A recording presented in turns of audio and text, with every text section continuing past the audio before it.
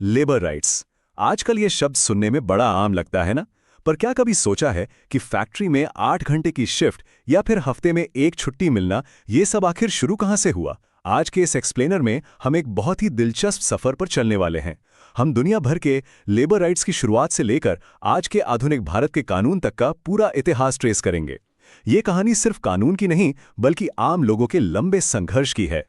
तो चलिए शुरुआत करते हैं एक बहुत ही सिंपल से सवाल से।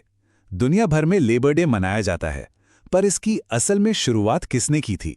सुनने में लगता है इसका जवाब आसान होगा, लेकिन इसका इतिहास थोड़ा उलझा हुआ और रहस्यमयी है।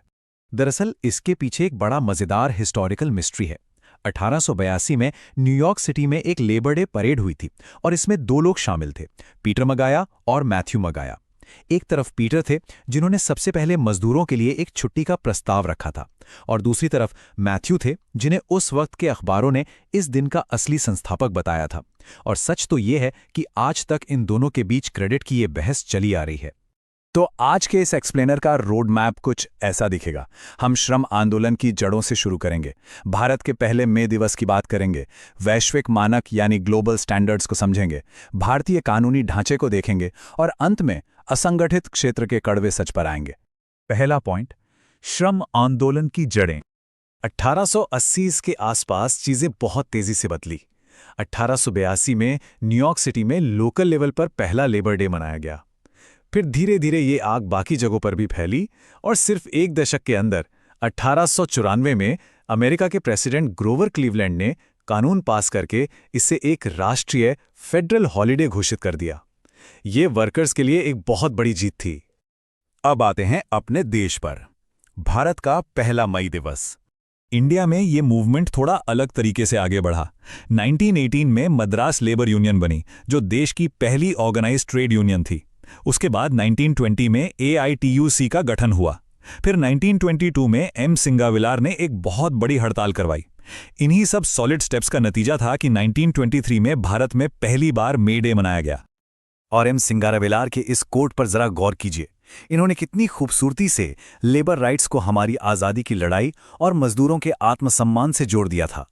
उनका साफ मानना था कि देश की आज़ादी का तब तक कोई मतलब नहीं जब तक मजदूरों को उनका पूरा हक ना मिले।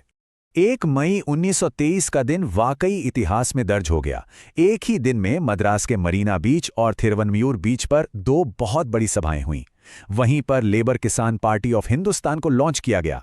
मांगें बिल्कुल साफ थीं, 8 घंटे का वर्क डे और बेहतर वेजेस। और हाँ, यही वो ऐतिहासिक दिन था जब भारत में पहली बार लाल झंडा फहराया गया था, जिस पर एक हाथ, गियर और हंसिया बना हुआ था।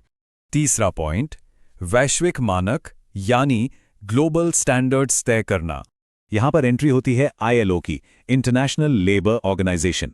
कमाल की बात यह है कि इंडिया 1919 से ही इसका हिस्सा रहा है। इस इंटरनेशनल बॉडी ने दुनिया भर के लेबर स्टैंडर्ड्स का ढांचा तैयार किया, जिसका मेन मकसद था दुनिया भर में हर वर्कर के लिए डिसेंट वर्क यानी सम्मानजनक काम इंश्योर करना। ILO का एजेंडा बहुत क्लियर और सॉलिड था। काम की जगह पर मूलभूत अधिकार देना, अच्छी इनकम और रोजगार के अवसर बढ़ाना, सोशल सिक्योरिटी का दायरा बढ़ाना और सबसे जरूरी, सरकार, नेता और मजदूरों के बीच बातचीत और संवाद को मजबूत करना।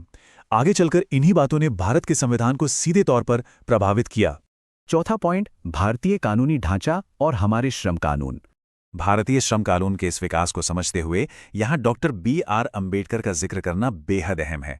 भारत में 8 घंटे की वर्क शिफ्ट और वर्कर्स के मूलभूत अधिकारों की नींव डॉक्टर अम्बेडकर ने ही रखी थी। आज हमारे संविधान में लेबर एक कॉन्करेंट सब्जेक्ट है। इसका सीधा सा मतलब ये है कि केंद्र और राज्य दोनों ही सरकारें मजदूरों के लिए कानून बना सकती हैं, जिसकी वजह से देश में एक बहुत ही डिटेल कानूनी ढांचा बन पाया है। अगर हम इस ढांचे को ध्यान से देखें तो इसे अलग अलग हिस्सों में बांटा गया है। फैक्ट्री की सुरक्षा और सेफ्टी के लिए फैक्ट्रीज एक्ट है, वेजेस के लिए मिनिमम वेजेस एक्ट है, बुढ़ापे और सोशल सिक्योरिटी के लिए EPF है, और अगर कोई विवाद हो जाए तो उसके लिए इंडस्ट्रियल डिस्प्यूट्स एक्ट है। ऑन पेपर सेफ्टी से लेकर रिटायरमेंट तक सब कुछ कवर किया गया है। लेकिन अब आते हैं 5वें पॉइंट पर, असंगठित क्षेत्र की एक बिल्कुल अलग और कड़वी जमीनी हकीकत। जरा इस नंबर को ध्यान से देखिए, सिर्फ 8% ये काफी हैरान और परेशान करने वाला नंबर है। ये हमारी पूरी वर्कफोर्स का वो छोटा सा हिस्सा है जिसे असल में इन सब ऑर्गेनाइज्ड लेबर लॉज और सुविधाओं का फायदा मिलता है। मतलब समझ रहे हैं हम, देश का 92% वर्कफोर्स अनऑर्गेनाइज्ड या असंगठित क्षेत्र में काम कर रहा है। ये वो लोग हैं जो पारंपरिक कानूनी सुरक्षा और सोशल सिक्योरिटी के बिल्कुल बाहर हैं। एक ही देश में काम करने वालों के बीच ये कितना बड़ा गैप है। इस 92% आबादी में आते हैं हमारे कैजुअल लेबरर्स, स्ट्रीट वेंडर्स और खेतीहार मजदूर। इनका अपने मालिक के साथ कोई रिटन अग्रीमेंट या साफ रिश्ता नहीं होता। इनके पास यूनियन बनाकर हक मांगने की पावर नहीं होती, ना कोई पक्का रोजगार है, और अगर कभी बीमार पड़ जाएं या बुढ़ापा आ जाए तो इनके पास ईपीएफओ या पीएफ जैसी कोई सेफ्टी नेट नहीं होती। सारा खर्चा जेब से भरना पड़ता है। इसी पुराने और उलझे हुए सिस्टम को ठीक करने के लिए एक बहुत बड़ा कदम उठाया गया है। 21 नवंबर 2025 से 4 नए labour codes, wages, industrial relations, social security और ऑक्यूपेशनल सेफ्टी लागू किए गए हैं। ये पिछले कई दशकों में हमारी लेबर पॉलिसी का सबसे बड़ा बदलाव माना जा रहा है। और यहीं पर हम आज के इस एक्सप्लेनर को एक सवाल के साथ छोड़ते हैं। क्या ये नए लेबर कोड्स वाकई में उस 92% असंगठित वर्कफोर्स की आम जिंदगी बदल पाएंगे?